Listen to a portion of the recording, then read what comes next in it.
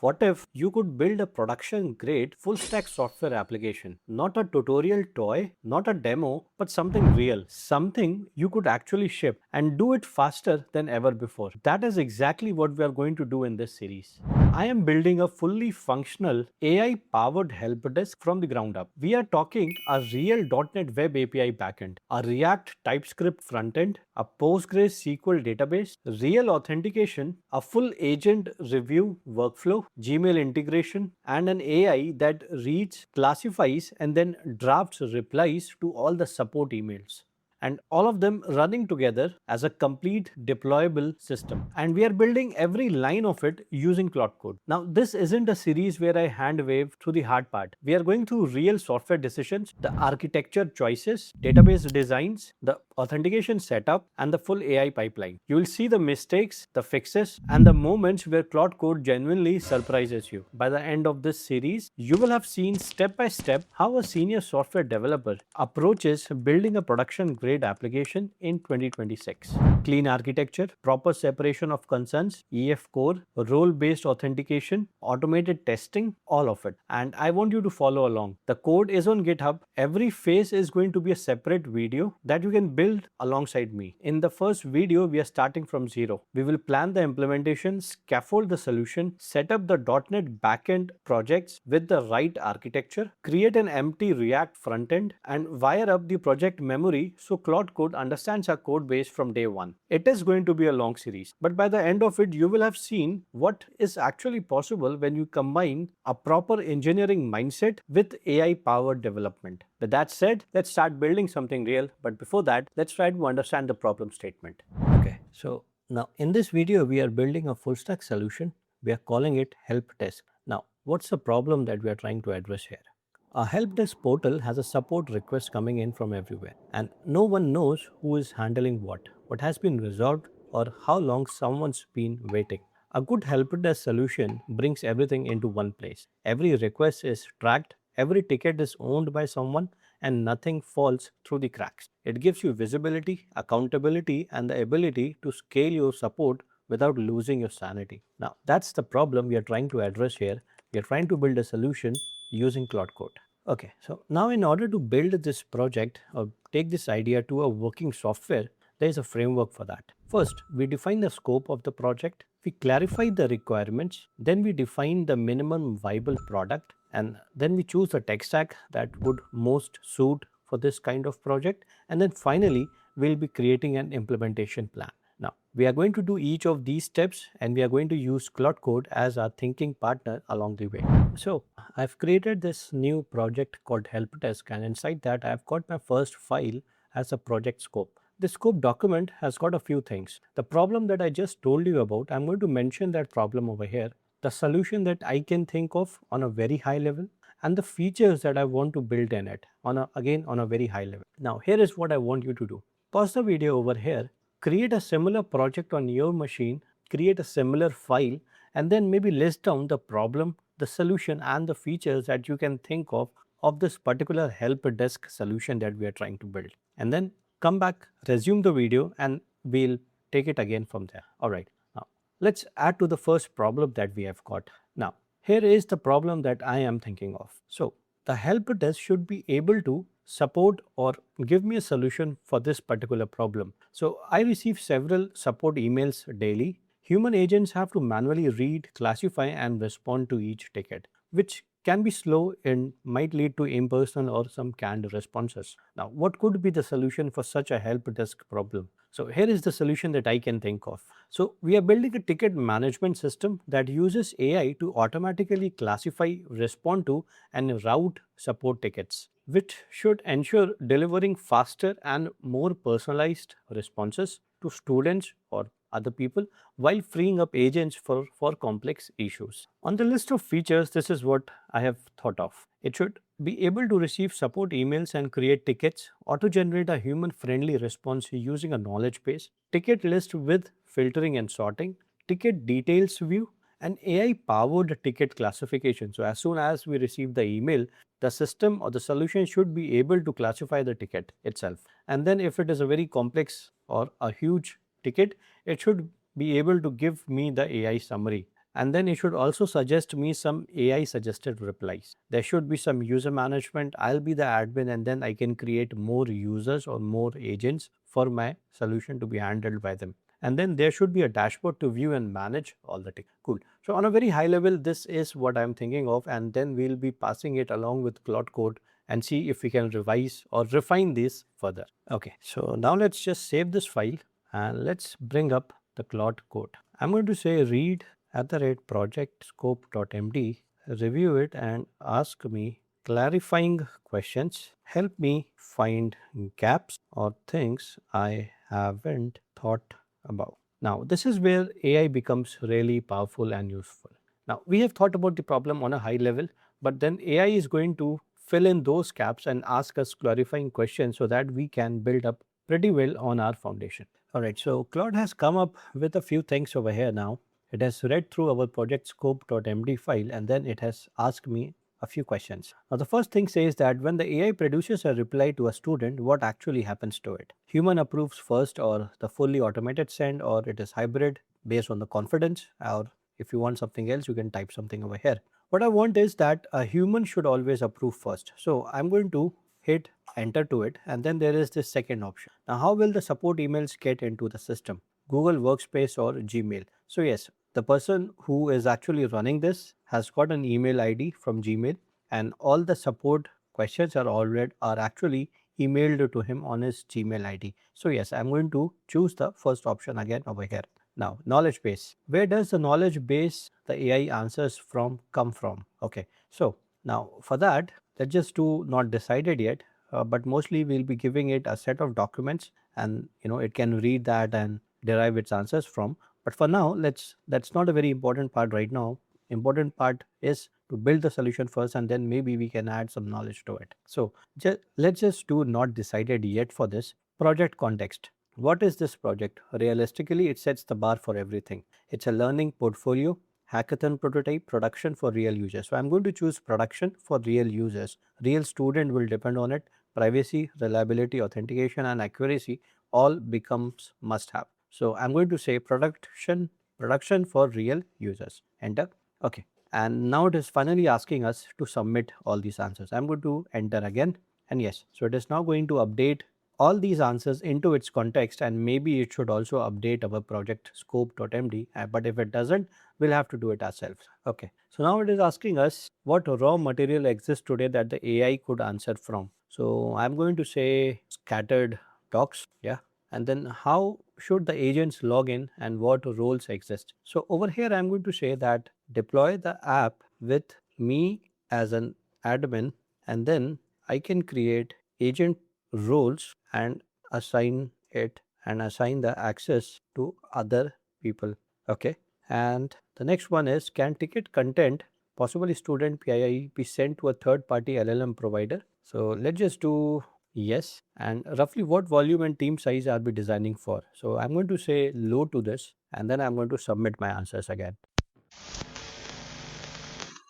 All right, so now Claude is asking me that he wants to rewrite the project scope MD file into a tighter spec, and then we tackle the KB approach as its own short design node, since it is okay. So the latter part or the second point is not very relevant to us right now. So I'm going to say update the project scope.md file. I'm going to say yes to it, and then we'll go through the project scope MD file which it has modified, and maybe we can make some corrections there. Okay, so it has rewritten the project scope.md file. Open items in the doc rather than inventing answers. That is the login mechanism and the knowledge base approach. So for the login mechanism, it is suggesting Google SSO, but we'll come to that later. We'll be doing something else. So for now, let's just keep it open, and let's look at the project scope now. Let's open this, mark it down. So this is the project scope that we have got. Now these are the main key decisions that it has logged. Reply mode is human approves first. Then there is an email source, a knowledge base, a context, and then it is also saying that it can send a ticket text to a third party LLM provider. Maybe we'll deal with it later. Low volume is the scale, and deploy the project owner as bootstrap admin. Admin creates agent accounts and grants access. Now these are the list of features that we have got. Then there is a ticket lifecycle which it has built on its own. There will be a new ticket in progress, awaiting reply, resolved, and then closed. Classification, account login, billing, academic, technical, other, unclassified. And then there is a non-goal and then open design items, knowledge base, login mechanism, tech stack, and notification. Cool.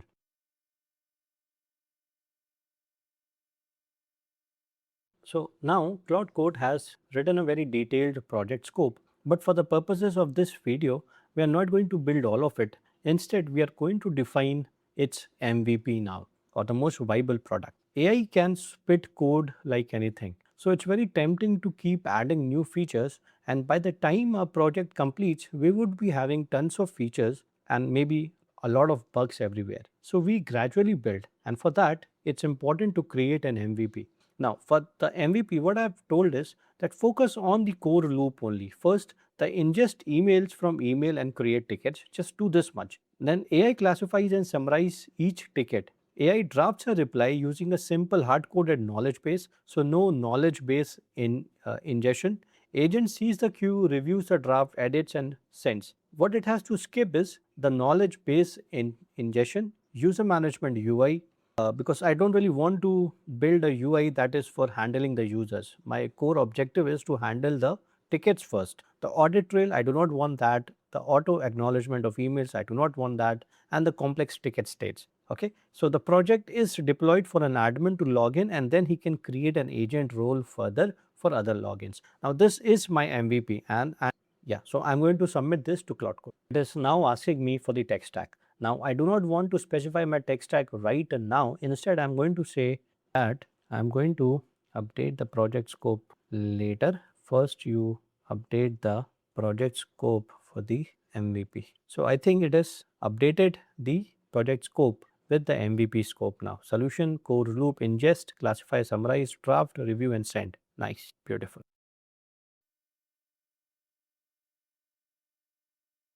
Now that we know that what we are building, we need to decide up on the project stack. So I'm going to ask Claude Code to suggest me a tech stack for that. So I'm going to write this prompt. So I'm going to say, based on the MVP requirements, recommend a full technology stack for this project. For each choice, briefly explain why you picked it up over the alternatives. You should include the front-end framework, the back-end framework, ORM, and the database.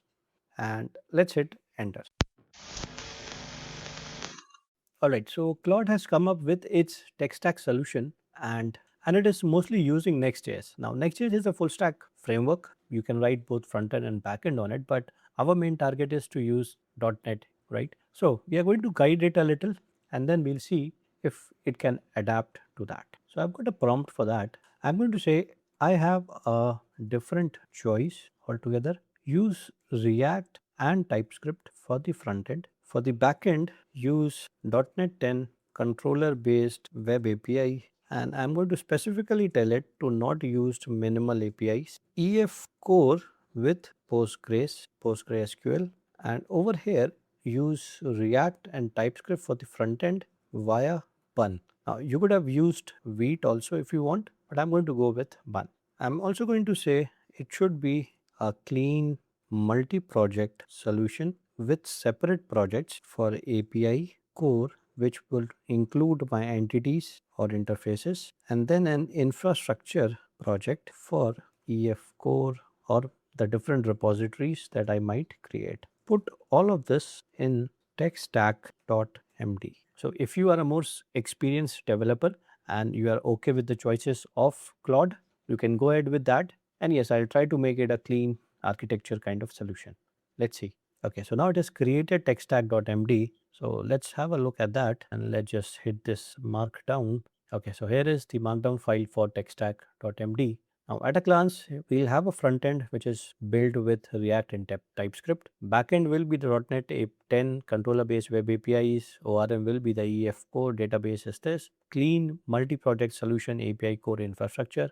Then there are a few front-end details, back-end, persistence, and this is my solution structure. So I'll have helpdesk.sln, which has got a source file and a front-end folder, dependency direction, clean architecture. Okay, perfect. So now you see in a clean architecture, the dependencies are supposed to move towards the core or the domain. And this is what exactly it is happening over here. Perfect. Project responsibilities. And then there is this, the kind of projects that we are going to have. Now how the stack maps to the MVP core loop. Cool. Now you might see a different MD or a different TechStack.md file. So I don't want you to be hung up over there. If you see a little different thing, that's perfectly fine. If you just keep following along, you will end up in building a similar solution. Okay.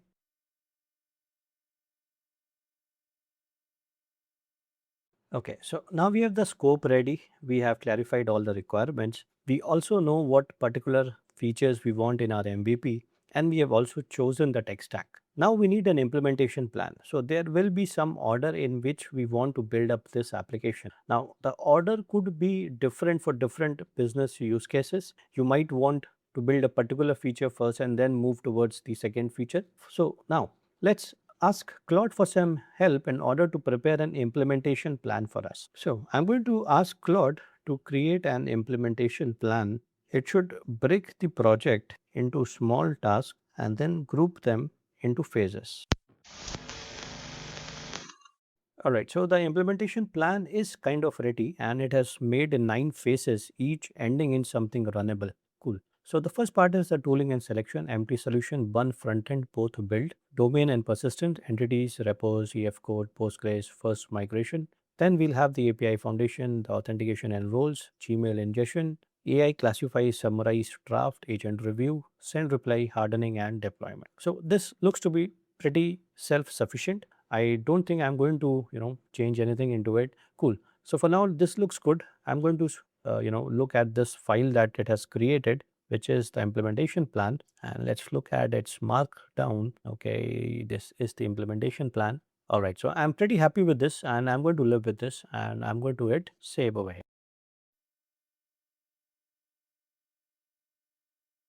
All right, so now because our implementation plan is ready and it has got a phase 0 about the tooling and the solution skeleton, we can actually start implementing it. So the phase 0 or the first phase as we can say it says that it needs to verify the tool chain installed. We need the .NET 10 SDK, the bun and the PostgreSQL.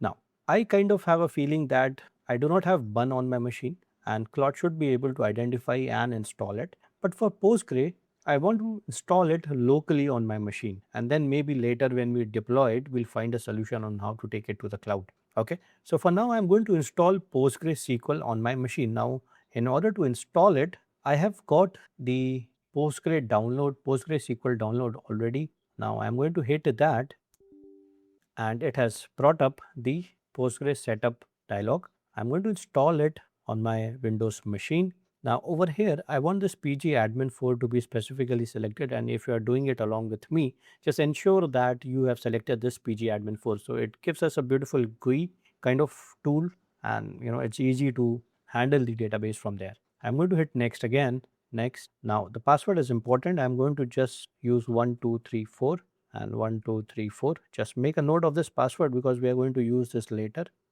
and hit next again. Now let it be on the default port. I'm going to hit next. That's fine. And next, it should now install.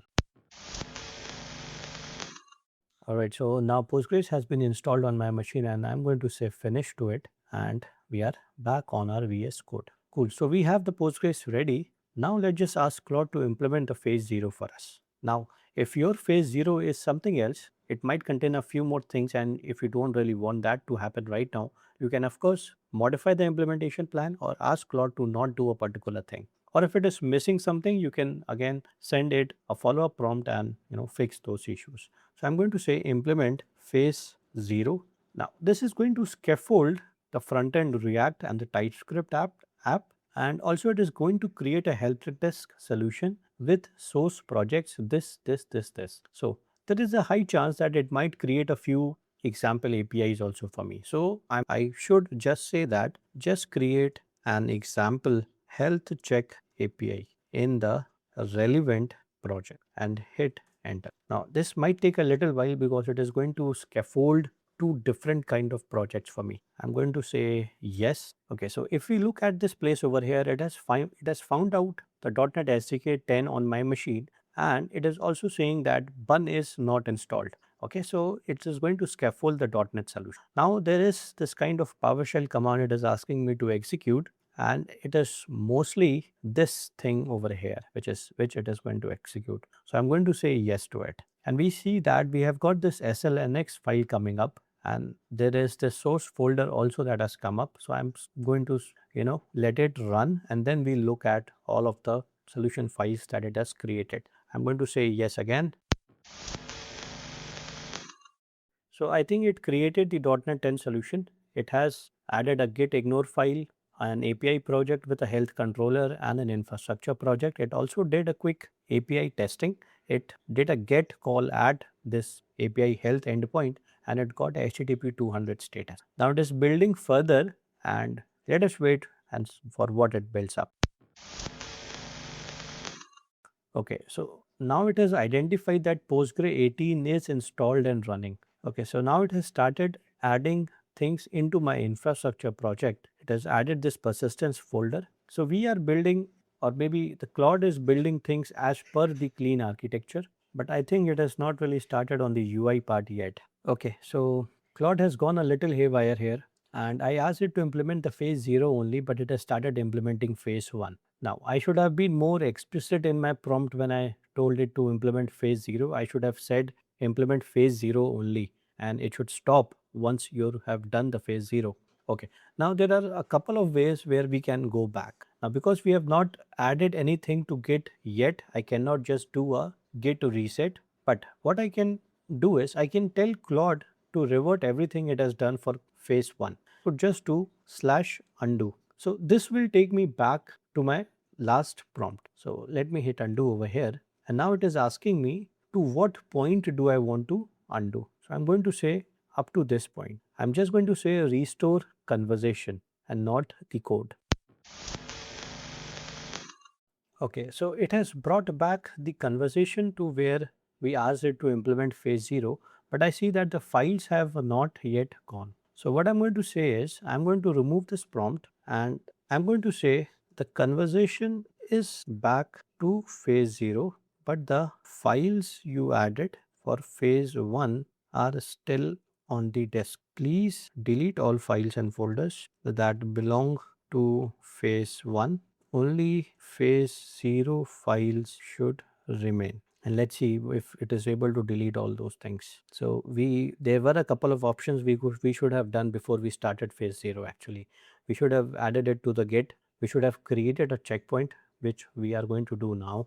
After this, I think it has done the rollback to the phase 0 skeleton, and it builds clean, 0 warnings and 0 error. Okay, now it is telling me what it has deleted, the EF migration also it has removed. Now what I reverted to keep the skeleton buildable, program.cs removed. From the program.cs it has removed the add infrastructure wiring and all these kind of things. So let's have a look at the solution explorer now, and I can see a helpdesk API, the core, the helpdesk infrastructure project. And let's look at the API project, and there is my program.cs file over here. And yes, I think it looks pretty clean. On my app settings, there is an allowed host of star. Okay, all right, pretty cool. I think it is fine, and it has also built it, so it is working fine. Cool.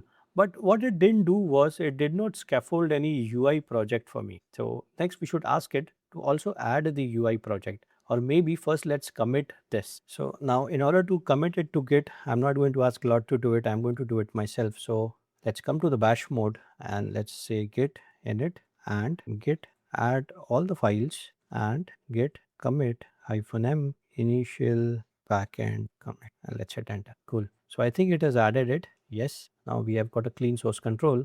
All right. So now we have this sent to our git control or the source control.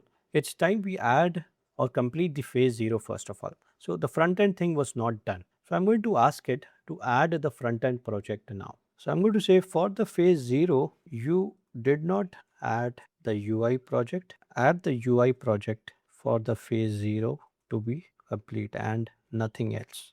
I am trying to be a little more explicit, and let's see if it is able to do that. Added the front end project now, and I could see it in the solution explorer that my front end is coming up over here. Now these are my files. We have a package.json file, and if I go to my index.ts, I should see the server present over there. serve index.html for unmatched route. So no port is explicitly set here, so Bun will pick a default ones. All right. And if we look at our backend, so inside the launch settings, we have this localhost 5155. So this is the port for where my backend is running, and for Bun, it is going to pick some default port. So let's just ask Claude on which port is the front end Bun project running or runs. It says port 3000 by default. So because we have not explicitly mentioned any port when it may build the front end server, by default it is going to run on port 3000 and our backend is running on 5155. So a phase 0 is